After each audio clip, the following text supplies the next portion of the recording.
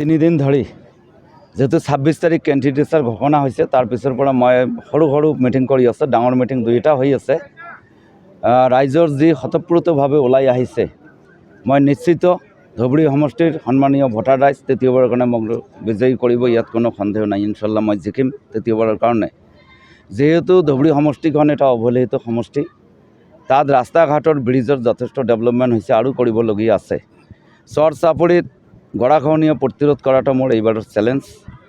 2 number হ'ল আমাৰ পাঠামাৰী ভোগদহৰত electrified নাই। আজিৰ এই মডাৰ্ণ যুগত ইলেক্ট্ৰিফাইড কৰিব লাগিব, মই ৱাদা দিছোঁ আৰু এইবাৰ ইনশাল্লাহ কৰিম।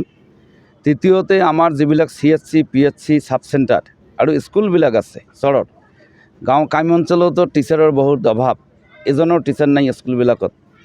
আৰু ডক্টৰ যদি দিয়া যায়, নাৰ্ছ দিয়া যায়, 2-3 দিন থাকি তেওঁলোকে প্ৰয়োজনে উপযুক্ত এপ্লিকেশ্যন দিয়ে চাকৰি এৰি দিম, যিহেতু ৰিমোট এৰিয়া তাত যোগাযোগৰ যাতায়াতৰ ব্যৱস্থা বহুত বেয়া।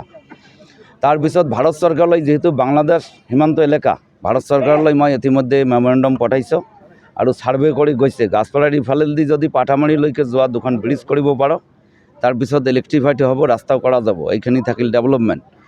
ৰাইজৰ যি মই সঁহাৰি পাইছোঁ প্ৰত্যেকটা মিটিঙত, মই দিনে ৰাতি যদি 24 ঘণ্টা সময় দিওঁ, কাৰণ কংগ্ৰেছৰ যিজনী প্ৰাৰ্থী তাইক ধুবুৰী সমষ্টিৰ কংগ্ৰেছ কৰ্মী বা নেতাই চইচ কৰা নাই, তাৰ বিৰুদ্ধে স্বতঃস্ফূৰ্তভাৱে ওলাই আহি মোৰ প্ৰত্যেকখন সভাত তেখেতসকলে যোগদান কৰি আছে। IDF দলত মৌলানা বদৰুদ্দিন আজমল ডাঙৰীয়াৰ কাজকৰ্মত বিগত দিনত যে পাৰ্লিয়ামেণ্টত বলিষ্ঠ পদক্ষেপ আছিল, তাৰ প্ৰতি আৰু আমাৰ AIDFৰ অন্যায়ভাৱে যে উচ্ছেদিতৰ কাষত থিয় হোৱাৰ কাৰণে AIDFত যথেষ্টখিনি মানুহক সঁহাৰি দিছে।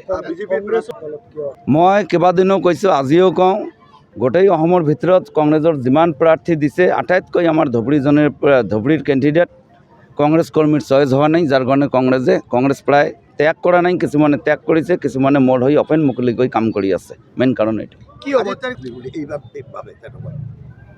কংগ্ৰেছৰ প্ৰাৰ্থীজনী প্ৰথম AIDFৰ আছিল, AIDFৰ পৰা জিকি তেখেত আঞ্চলিক সভাপতি, আঞ্চলিক সভানেত্ৰী আছিল। আৰু তেতিয়া ফুড ছিকিউৰিটি এক্ট যেতিয়া দিছিলে, তেতিয়া তাই মনুভাই চেয়াৰমেন আছিল। তাইৰ নেতৃত্বত ভিক্ষা কৰা দুখীয়া মানুহৰ পৰা যেতিয়া টকা 500 লৈ উৎকোচ লৈ চাউলৰ কাৰ্ড দিছিল, তেতিয়া মই কংগ্ৰেছত আছিলোঁ, জিলা পৰিষদৰ চেয়াৰমেন। তাৰ অনাস্থাৰ কাৰণে যেতিয়া মোক পিটিশ্যন দিছিলে, মই তাৰ অনাস্থা আনিম বুলি ঘোষণা কৰিছিলোঁ। তৰুণ গগৈ ছাৰ মোক মাতি লৈ যায়, ৰকিবুল হুছেইন, নজৰুল ইছলাম ছাৰ মাতি লৈ যায়, যে যিহেতু কংগ্ৰেছত যোগদান কৰিছে, মোৰ ওচৰত আহিছে, মই কিন্তু যোগদান কৰিব দিয়া নাই, যে এই দুৰ্নীতিগ্ৰস্ত ব্যক্তিক আমাৰ দলত কংগ্ৰেছত কোনো ঠাই নাই। তাৰপিছতো যেতিয়া নজিবুল আহমদ ডাঙৰীয়া লৈছে, মই কৈছোঁ এইটো নজিবুল কংগ্ৰেছত যোগদান কৰিল, আমাৰ জাতীয় কংগ্ৰেছত কোনো ধৰণৰ যোগদান কৰা নাই। তেতিয়াৰ কথা, 2009 চনৰ কথা। তাৰপিছত ছেকেণ্ড টাইম আকৌ যেতিয়া অনাস্থা আহিছে, সেইদিনা তৰুণ গগৈ ছাৰ মোক মাতি লৈ যাই মানা কৰিছিল। তাৰপিছতো মই কৈছোঁ, লাগিলে মোক গুলি কৰক, মই বেবী বেগমৰ অনাস্থা পাছ কৰিম, আৰু এই দুৰ্নীতিগ্ৰস্ত ব্যক্তি এজন APৰ সভানেত্ৰী হৈ থকাৰ কোনো অধিকাৰ নাই। তদ্ৰূপ আপুনি যিখিনি কথা কৈছে, মই ছ'চিয়েল মিডিয়াৰ যোগেদি জিলা পৰিষদ কংগ্ৰেছৰ সদস্য থকা সত্ত্বেও, মেজৰিটি থকা সত্ত্বেও কিয় জিলা পৰিষদটো গঠন কৰিব নোৱাৰিলে, ইয়াৰ কাৰণে মই একো নকওঁ। ইতিমধ্যে কংগ্ৰেছ কৰ্মীসকলে কৈ আছে, গোটেই কংগ্ৰেছে জানে, ধুবুৰীৰ বাকী ৰাইজ জানে। তৃতীয়তে, তাইৰ বিৰুদ্ধে যিবিলাক অভিযোগ, আদাবাৰী গাঁও পঞ্চায়তত গৈছিলোঁ, মোক তাইৰ বিৰুদ্ধে 21টা পিটিশ্যন দিছে। এতিয়া মই কংগ্ৰেছৰ সভানেত্ৰীৰ মইতো আৰু বিচাৰ কৰিব নোৱাৰোঁ। এজন চৰকাৰী উকিল যে এডভকেট দিয়ে, গভৰ্ণমেণ্টৰ এটা ছিষ্টেম, এইটোৰ কাৰণে 2 লাখ টকা লৈছে। প্ৰাক্তন গাঁও পঞ্চায়তৰ সভাপতি আজাদ আলী, তেখেতৰ পৰা 7 লাখ টকা লৈছে।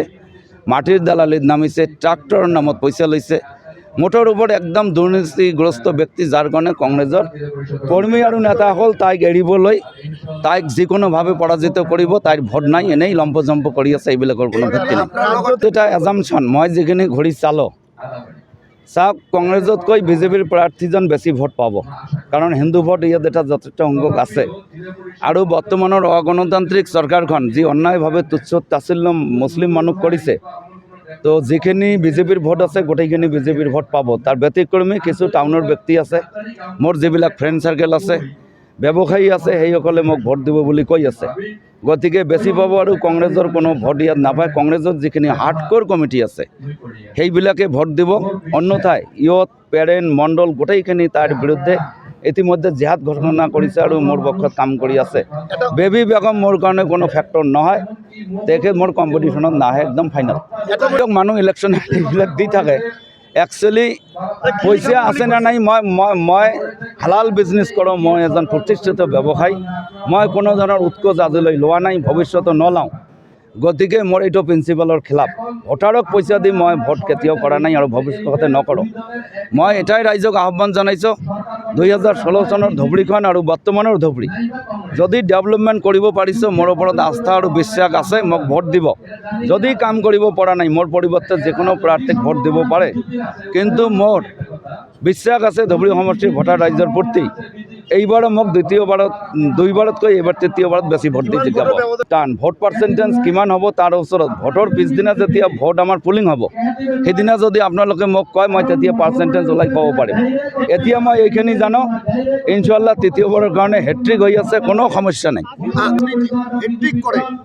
এইটো পলিটিকেলি কথা, মুখ্যমন্ত্ৰী ডাঙৰীয়া তেখেত এজন জনাবুজা ব্যক্তি, সংবিধানৰ নামত শপত খাই ভাৰতবৰ্ষৰ অসমৰ সাৰ্বভৌমত্ব, অখণ্ডতা, বিভিন্ন জাতি জনগোষ্ঠীৰ প্ৰতি তেখেতৰ নিৰাপত্তাৰ দায়িত্বৰ কথা আছিল।